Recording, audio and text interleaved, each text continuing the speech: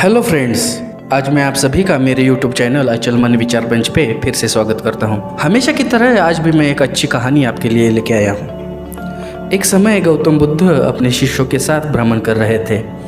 भ्रमण करते समय सभी एक स्थान पर विश्राम के लिए बैठ गए। समय बिताने के लिए भगवान बुद्ध ने अपने शिष्यों को एक कथा सुनाई। किसी नगर में एक व्यक्ति रहता था।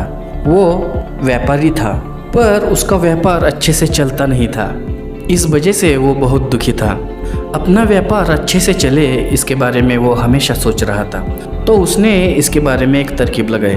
उसने अपना व्यापार परदेश में करने का फैसला किया और परदेश में भी अपना व्यापार करने लगा।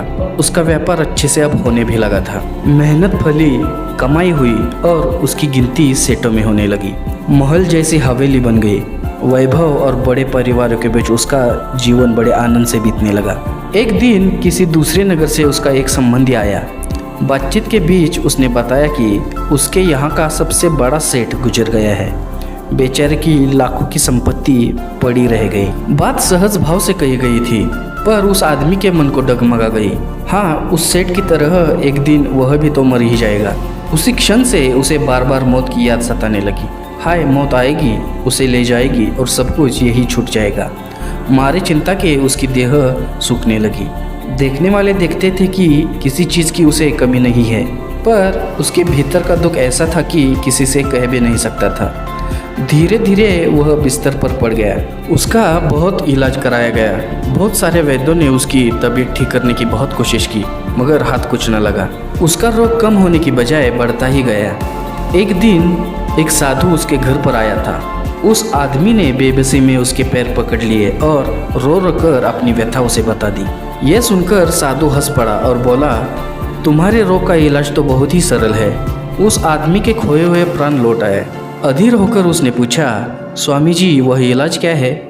साधु ने कहा, देखो, मौत का विचार जब तुम्हारे मन में आए तो जोर से कहना, जब तक मौत नहीं आएगी मैं जीऊँगा और खुशी से जीऊँगा। ऐसा कहकर साधु जी वहाँ से चले गए।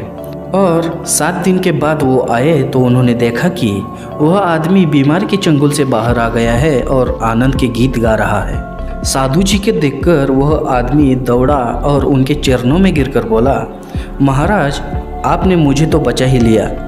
आपकी दवा ने मुझ पर जादू का सा असर कर लिया है।